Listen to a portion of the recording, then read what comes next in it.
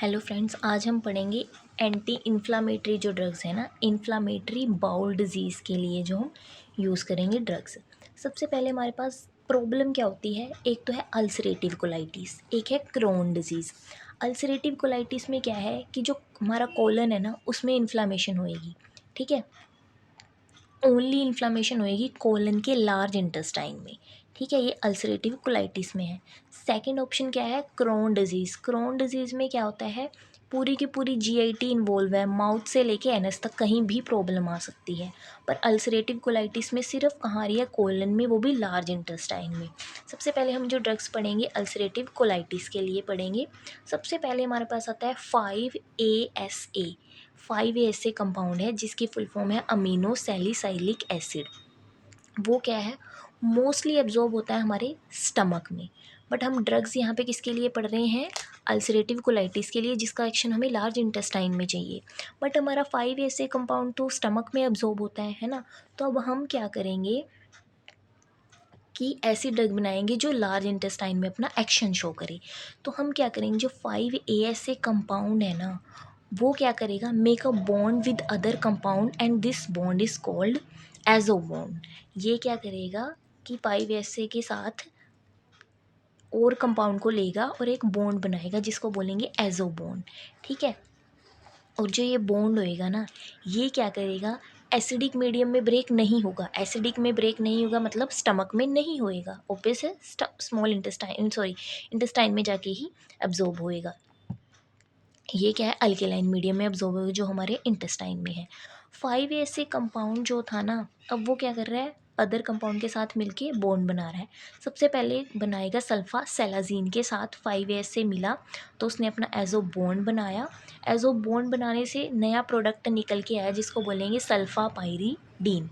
Sulpha सेलाजीन था, 5-ASA के साथ एजो बॉन्ड बनाया तो प्रोडक्ट बना सल्फा पायरीडीन। सेकंड है ओल सेलाजीन। 5-ASA के साथ प्रोडक्ट के साथ एजो बॉन्ड बनाया तो 5-ASA जो बॉन्ड था ना, वो यहाँ पे क्या हुआ, डाइमराइजेशन होगी बॉन्ड की, एजो बॉन्ड और डबल बन गया, वही प्रोडक्ट बन गया हमारे पास, डाइमराइजेशन। ठीक है, थर्ड हमारे पास आता है मीसेलामीन या मीसेलाजीन। 5-ASA के साथ एजो बॉन्ड बनाया तो यहाँ पे क्या हुआ, 5-ASA जो था ना, पॉलीमर कोटिंग होगी, बीच में से बॉन्ड जो था हट गया, ये हट गया तो पॉलीमर कोटिंग होगी। नेक्स्ट है बालसेलाजिड। 5-ASA के साथ बॉन्ड बनाया तो 4-अमीनो बेंजाइल बीटा एलानीन प्रोडक्ट बना। ठीक है, अगर क्या है हमारे पास जो 5-ASA जो था ना, अगर वो काम नहीं कर रहा है तो हम स्टेरॉइड्स यूज़ करेंगे, क्योंकि इस जो स्टेरॉइड्स है ना, वो पावरफुल एंटी इन्फ्लामेटरी ड्रग्स होती हैं। ठीक है, देन सेकंड प्रॉब्लम थी हमारे पास क्रोन डिजीज़, जो माउथ से लेके एनस तक कहीं भी जीआईटी में प्रॉब्लम हो सकती है। ठीक है, इसमें क्या है, inflammation of bowel means mouth से एनस तक एनीवेयर कहीं भी हो सकती है, involve all GIT. Main problem यहाँ पे क्या है, ड्रग जीआईटी में तो एब्जॉर्ब होगी बट जो स्मॉल इंटेस्टाइन है वहाँ पे क्या आएंगे, पैचेस हो रखे हैं तो उसके कारण वहाँ पे नहीं हो रही है, इंटेस्टाइन में एब्जॉर्ब नहीं हो रही है। तो यहाँ पे ड्रग ऑफ चॉइस जो है ना, वो स्टेरॉइड्स ही हैं। ठीक है, बट अगर स्टेरॉइड्स भी काम ना करे तो हम ड्रग्स यूज़ करेंगे TNF alpha blocker. TNF alpha blocker को हम बोलते हैं, फुल फॉर्म है इसकी tumour necrosis factor alpha blocker. इसके लिए निमोनिक है ACE इनिबिटर गोली। A से याद रखना अडालीमुमैब, C से सर्टोलीजुमैब, E से ईटानरसेप्ट, I से इन्फ्लिक्सीमैब, G से गोलीमुमैब। इनफ्लिक्सीमैब जो है ना, इसको हम देंगे ओनली IV और बाकी ये सारे जो हैं इनको सबक्यूटेनियसली देंगे।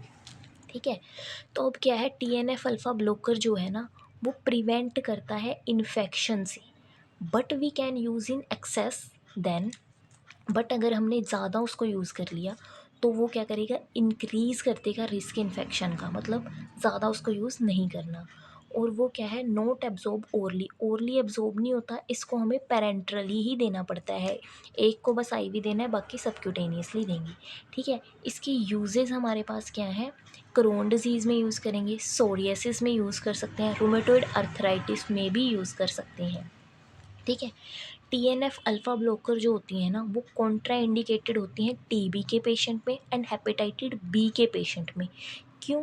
क्योंकि वहाँ पे तो पेशेंट जो है उसका इम्यून सिस्टम पहले से ही लो है, ठीक है, इसलिए वहाँ पे बिल्कुल भी नहीं देनी है।